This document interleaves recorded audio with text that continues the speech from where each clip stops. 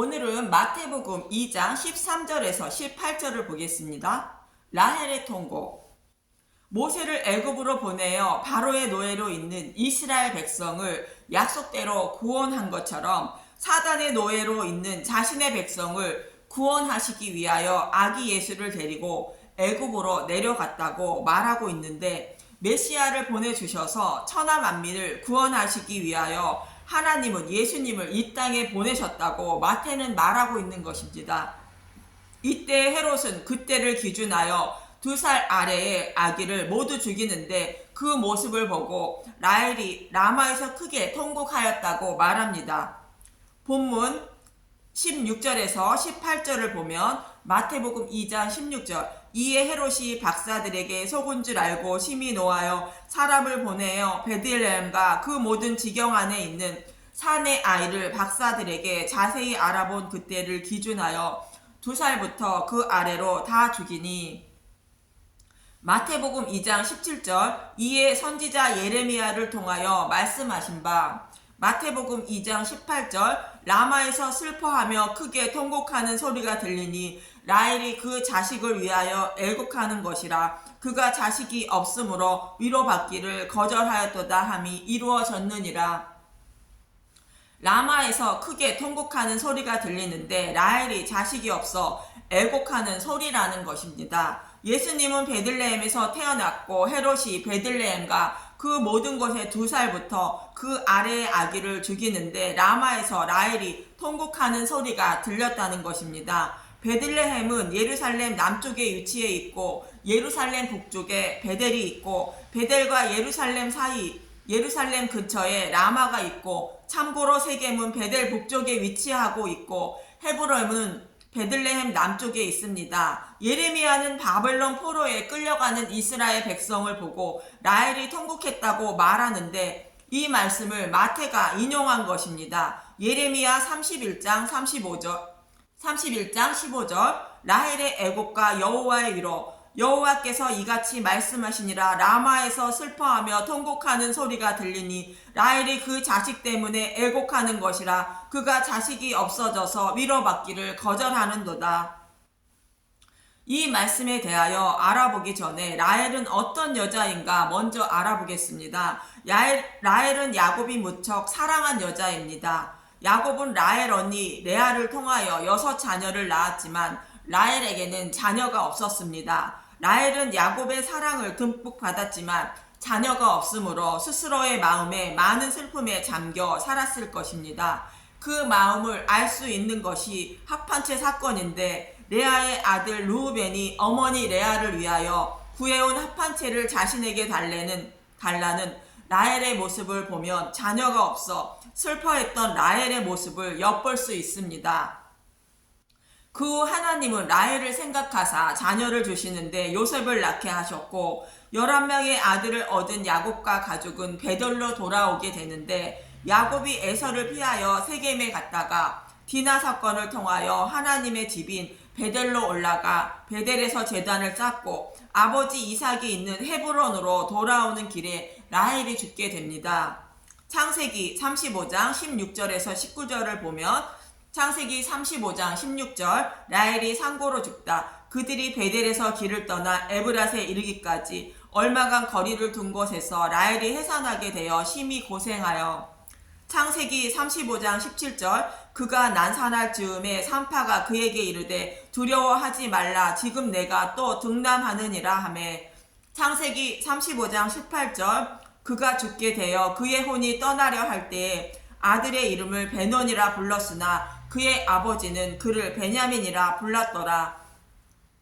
창세기 35장 19절, 라헬이 죽음에 에브랏 곧 베들레헴 길에 장사되었고, 라헬이 베델에서 헤브론으로 돌아오는 길에 베들레헴 길에서 죽었고 그곳에서 장사되었다고 말합니다. 베논이는 슬픔이라는 뜻으로 자신이 낳아준 어머니를 잃은 슬픈 아들이라는 의미인 것입니다. 그러나 야곱은 슬픔의 아들이 아니라 오른손의 아들이라는 뜻으로 베냐민이라 부르게 되는데, 베냐민은 하나님의 능력으로 태어나 하나님의 백성이 된 하나님의 아들이라는 뜻입니다. 19절에 보면 베들레헴 길에서 베냐민을 낳았다고 말합니다. 성경은 왜 라헬이 베들레헴 길에서 베냐민을 낳다가 죽었다고 말을 하고 있을까요? 라헬의 죽음과 베냐민의 출생은 구약 교회의 종말과 예수님의 출생의 모형을 보여주고 있는 사건입니다. 라헬은 구약 교회를 모형하고 있고 베냐민은 구약 교회가 낳은 메시아를 모형하고 있는 것입니다. 그래서 야곱은 오른손의 아들이란 뜻인 베냐민이라 부르고 있는 것입니다. 오른손은 하나님의 권능과 능력을 상징하는 것으로 구원의 능력을 말합니다. 창세기 3장에서 보면 메시아는 여자의 후손으로 오신다고 말하고 있고 그 여자의 후손으로 예수님이 오셨다고 계시록은 말하고 있는데 계시록 12장 5절 보겠습니다. 여자가 아들을 낳으리니 이는 장차 철장으로 만국을 다스릴 남자라. 그 아이를 하나님 앞과 그 보좌 앞으로 올려가더라. 계시록 12장 6절 그 여자가 광야로 도망하매 거기서 1260일 동안 그를 양육하기 위하여 하나님께서 예비하신 곳이 있더라. 예수님을 낳은 여자는 구약 교회임을 알 수 있습니다. 유대인을 통하여 예수님은 육신의 몸을 입고 오셨습니다. 여기서 유대인은 구약 교회를 말하고 있습니다. 그런데 유대인들은 자기들이 낳은 예수님이 메시아임을 알지 못하고 있습니다. 구약 교회는 예수님을 낳고 죽은 것이며 그 예수님을 통하여 신약 교회가 탄생한 것을 모형하는 것이 라헬의 죽음과 베냐민의 탄생인 것으로 베들레헴 길에서 라헬이 죽었다고 성경은 말하고 있는 것입니다. 이 말씀을 보충 설명하고 있는 사건이 있습니다. 애굽의 총리로 있던 요셉은 7년 흉년이 들자 형들이 식량을 구하러 왔을 때 요셉의 동생 베냐민을 데리고 와야 한다고 말하고 있습니다. 창세기 42장 14절에서 20절을 보면 창세기 42장 14절 요셉이 그들에게 이르되 내가 너희에게 이르기를 너희는 정탐꾼들이라 한 말이 이것이니라. 창세기 42장 15절 너희는 이같이 하여 너희 진실함을 증명할 것이라. 바로의 생명으로 맹세하노니 너희 막내 아우가 여기 오지 아니하면 너희가 여기서 나가지 못하리라. 요셉은 형들이 베냐민을 데리고 오지 않으면 애굽에서 나가지 못한다고 말합니다. 애굽은 요셉이 살고 있는 애굽 땅을 말하는 것이 아니라 사단이 다스리는 이 세상을 상징합니다. 마태는 아기 예수가 애굽에 내려간 것은 자기 아들을 애굽에서 불러내기 위함이라 말하는 것처럼 애굽은 사단이 다스리는 나라를 상징하는 것으로 사단의 노예에서 해방되어 구원받지 못한다는 뜻입니다. 창세기 42장 16절 너희 중 하나를 보내어 너희 아우를 데려오게 하고 너희는 갇히어 있으라. 내가 너희의 말을 시험하여 너희 중에 진실이 있는지 보리라. 바로의 생명으로 맹세하노니 그리하지 아니하면 너희는 과연 정탐꾼이라 하고 창세기 42장 17절 그들을 다 함께 3일을 가두었더라. 3일을 가둠은 예수 그리스도의 죽으심과 부활을 생각하라는 것입니다. 창세기 42장 18절 사흘 만에 요셉이 그들에게 이르되 나는 하나님을 경외하노니 너희는 이같이 하여 생명을 보존하리라. 예수님이 오셔서 죽으시고 음부에 내려가셨다가 3일 만에 부활하셔야 너희들의 생명이 보존된다는 것입니다. 그래서 그 막내 아우 베냐민을 꼭 데리고 와야 생명이 보존된다는 것입니다. 예수님을 영접하지 않으면 생명의 양식을 먹어도 생명을 살릴 수 없기 때문입니다. 유대인들이 성경을 달다 외우고 연구해도 생명을 얻지 못하는 것과 같은 것입니다. 예수님은 말씀하십니다. 요한복음 5장 38절 그 말씀이 너희 속에 거하지 아니하니 이는 그가 보내신 이를 믿지 아니함이라. 요한복음 5장 39절 너희가 성경에서 영생을 얻는 줄 생각하고 성경을 연구하거니와 이 성경이 곧 내게 대하여 증언하는 것이니라. 성경을 아무리 연구를 해도 예수님을 영접하지 않아서 믿지 못하고 영생을 얻지 못했다는 것입니다. 요셉이 가지고 있는 양식은 예수님의 살과 피이며 복음의 말씀을 상징하는 생명의 양식이기 때문입니다. 그렇기 때문에 형들이 요셉에게 양식을 얻어서 양식을 아무리 먹어도 예수님을 영접하지 않으면 생명을 얻지 못하기 때문에 베냐민을 데리고 오라는 것으로 예수님을 영접하고 생명의 양식을 먹어야 한다고 모형으로 보여주고 있는 것입니다. 창세기 42장 19절 너희가 확실한 자들이면 너희 형제 중 한 사람만 그 옥에 갇히게 하고 너희는 곡식을 가지고 가서 너희 집안에 굶주림을 구하고 창세기 42장 20절 너희 막내 아우를 내게로 데리고 오라 그러면 너희 말이 진실함이 되고 너희가 죽지 아니하리라 하니 그들이 그대로 하니라. 예수님을 영접해야 생명의 양식을 먹고 심판을 받지 않고 구원을 받을 수 있기 때문에 베냐민을 데리고 와야 된다고 말하고 있습니다. 예수님은 자신을 낳은 구약교회인 유대인을 향하여 이렇게 말씀하십니다. 마태복음 23장 37절 예루살렘을 두고 이르시다. 예루살렘아 예루살렘아 선지자들을 죽이고 내게 파송한 자들을 돌로 치는 자여 암탉이 그 새끼를 날개 아래에 모음같이 내가 내 자녀를 모으려 한 일이 몇 번이더냐 그러나 너희가 원하지 아니하였도다. 마태복음 23장 38절 보라 너희 집이 황폐하여 버려진 바 되리라. 예수님을 영접하지 않고 외식하는 서기관과 바리새인들에게 그들이 신성시 여기고 있는 눈으로 보이는 성전이 무너진다고 말합니다. 마태복음 23장 39절 내가 너희에게 이르노니 이제부터 너희를 찬송하리로다. 주의 이름으로 오시는 이여 할 때까지 나를 보지 못하리라 하시니라. 유대인들은 호산나 하며 예수님의 이름을 불러야 영접해야 예수님을 만날 것이라 말하는 것입니다. 이 말씀을 보면 요셉이 형들에게 막내 아우 베냐민을 데리고 와서 생명을 보존하라는 말씀이 떠오르지 않습니까? 이렇게 자신의 백성을 구원하시기 위하여 예수님이 오신 것이며 그 예수님을 영접해야 구원을 받는다고 성경은 말하고 있는 것입니다.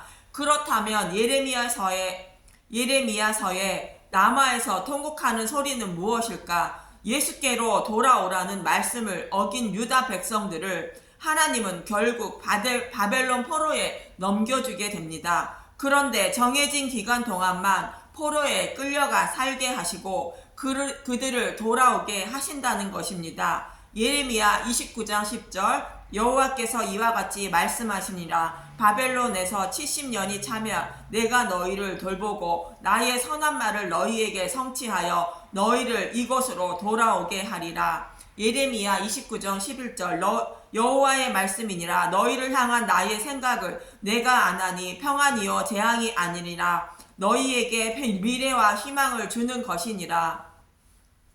이스라엘 백성을 포로에 끌려가게 하신 것이 그들에게 평안과 미래와 희망을 주는 것이라 말합니다. 그리고 그들을 반드시 돌아오게 하신다는 것입니다. 평안과 미래의 희망은 죄사함을 받고 구원을 받는 것을 말합니다. 아무리 부자로 살지라도 구원받지 못한다면 저주받아 불못에 들어가기 때문입니다. 그 평안과 미래의 희망을 이렇게 말하고 있습니다. 예레미야서 31장 1절에서 4절입니다. 예레미야서 31장 1절 이스라엘을 다시 세우고 지키시리라. 여호와의 말씀이니라. 그때 내가 이스라엘 모든 종족의 하나님이 되고 그들은 내 백성이 되리라. 70년이 차면 포로에 끌려간 이스라엘 백성을 구원해 주신다는 것입니다. 예레미야서 31장 2절 여호와께서 이같이 말씀하시니라. 칼에서 벗어난 백성이 광야에서 은혜를 입었나니 곧 내가 이스라엘로 안식을 얻게 하러 갈 때에라. 애굽에서 출애굽시키고 홍해를 건너 광야로 이끌어내시고 구름 기둥과 불 기둥으로 보호하시며 만나와 반석에서 물을 내어 먹이시고 가나안으로 향하여 갈 때의 모습을 말씀하고 있습니다. 예레미야 31장 3절 옛적에 여호와께서 나에게 나타나사 내가 영원한 사랑으로 너를 사랑하기에 인자함으로 너를 이끌었다 하였노라. 출애굽할 때 하나님이 은혜와 사랑을 베풀어 주셔서 약속의 땅으로 인도하신 것처럼 그렇게 너희들을 포로에서 돌아오게 하시겠다는 것입니다. 예레미야 31장 4절 처녀 이스라엘아 내가 다시 너를 세우리니 내가 세움을 입을 것이요 내가 다시 소고를 들고 즐거워하는 자들과 함께 춤추며 나오리라. 광야에서 소고를 들고 춤추던 사람들이 있었습니다. 모세와 미리암 백성들이 홍해 바닷가에서 춤추며 여호와 하나님을 찬양한 것입니다. 애굽의 군사들을 홍해에 수장시키고 백성들을 안전하게 홍해를 건너게 하신 것처럼 포로에서 안전하게 돌아오게 하실 때에 너희들도 너희의 조상들처럼 소고치며 춤추며 여호와를 찬양하며 기뻐하게 될 것이라 말하는 것입니다. 그리고 마태가 본문에서 인용한 구절을 보면 예레미야 31장 15절 라헬의 애곡과 여호와의 위로 여호와께서 이와 같이 말씀하시니라 라마에서 슬퍼하며 통곡하는 소리가 들리니 라헬이 그 자식 때문에 애곡하는 것이라 그가 자식이 없어져서 위로받기를 거절하는도다. 라헬의 묘지가 있는 라마에서 자신의 아들들이 포로에 끌려가는 모습을 보고 라헬이 통곡하고 있는 소리를 여호와께서 들으셨다는 것입니다. 라헬의 이 통곡 소리를 비유하며 하나님의 아픈 마음을 말씀하고 있는 것입니다. 자신이 사랑하는 백성을 포로에 넘겨주어야만 하는 하나님의 아픈 마음을 라헬의 통곡 소리에 비유하여 말씀하고 있는 것입니다. 나쁜 길로 빠진 자신의 자녀를 올바른 길로 인도하기 위하여 사랑의 매를 들고 어린 자녀에게 사랑의 매를 가할 때 부모의 마음에 느끼는 찢어지는 아픔과 같은 것입니다. 이 마음을 표현하시기 위하여 여호와 하나님은 포로에 끌려가는 백성을 보고 라헬이 통곡하고 있다고 말씀하고 있는 것입니다. 라헬이 자식이 없어 위로받기를 거절하는 것처럼 부모가 자식을 잃으면 그 마음을 위로받지 못하는 것처럼 하나님은 자신의 백성을 잃을 때에 무엇으로도 위로받지 못한다는 것입니다. 그래서 예수님은 이렇게 말씀하십니다. 요한복음 6장 38절 내가 하늘에서 내려온 것은 내 뜻을 행하려 함이 아니요 나를 보내신 이의 뜻을 행하려 함이니라. 요한복음 6장 39절 나를 보내신 이의 뜻은 내게 주신 자 중에 내가 하나도 잃어버리지 아니하고 마지막 날에 다시 살리는 이것이니라. 비록 바벨론 포로에 보내지만 한 사람도 잃지 않고 포로에서 돌아오게 하신다는 것입니다. 하나님은 자신의 백성을 사랑하셔서 소돔과 고모라처럼 심판하지 않으신다고 말씀하십니다. 호세아서 11장 8절 에브라임이여 내가 어찌 너를 놓겠느냐 이스라엘이여 내가 어찌 너를 버리겠느냐 내가 어찌 너를 아드마같이 놓겠느냐 어찌 너를 스보임같이 두겠느냐 내 마음이 내 속에서 돌이키어 나의 국률이 온전히 불붙듯 하도다. 아드마와 스보임은 소돔과 고모라가 심판받을 때에 같이 심판받은 곳으로 자신의 백성을 지옥불에 던지고 싶지 않은 여호와 하나님의 마음을 표현하고 있는 것입니다. 그래서 비록 포로로 보내지만 사랑의 매를 가하지만 자신의 백성을 반드시 포로에서 돌아오게 하시겠다는 것입니다. 예레미야 31장 16절을 보면 예레미야 31장 16절 여호와께서 이같이 말씀하시니라 내 울음소리와 내 눈물을 멈추어라 내일의 싹스를 받을 것인즉 그들이 그의 대적의 땅에서 돌아오리라 여호와의 말씀이니라. 포로로 끌려간 백성들이 돌아옴으로 슬퍼하며 통곡하던 라헬이 자신의 아들들이 돌아오시는 모습을 보고 기뻐하는 싹스를 밟게 될 것이라 말씀하고 있는 것입니다. 이스라엘 백성들이 바벨론 포로에 끌려갔듯이 저와 여러분은 사단의 포로에 끌려와 있습니다. 이렇게 사단의 노예로 살아가는 자신의 백성을 보고 아파하는 하나님의 마음과 그들을 반드시 구원하시겠다는 하나님의 사랑을 라헬의 통곡 소리를 통하여 말씀하고 있는 것입니다. 마태는 사랑하는 자신의 백성은 소돔과 고모라처럼 멸망시키지 않으시고 반드시 구원하시기 위하여 예수님이 애굽으로 즉 이 땅에 육신의 몸을 입고 오셨다고 말하고 있는 것입니다. 예수님은 저와 여러분을 사랑하십니다. 그래서 저와 여러분을 구원하시기 위하여 육신의 몸을 입고 이 땅에 오신 것입니다. 그리고 저와 여러분의 죄를 전가받으셔서 십자가에서 대속 제물로 죽으신 것이며 그 은혜와 사랑을 마음속에 새겨주시고 저와 여러분을 사단의 노예에서 해방시켜 주시는 것입니다. 그 십자가의 은혜와 사랑을 마음에 깊이 새기고 영원히 잊지 않고 살아가는 저와 여러분이 되시길 간절히 소망합니다. 감사합니다.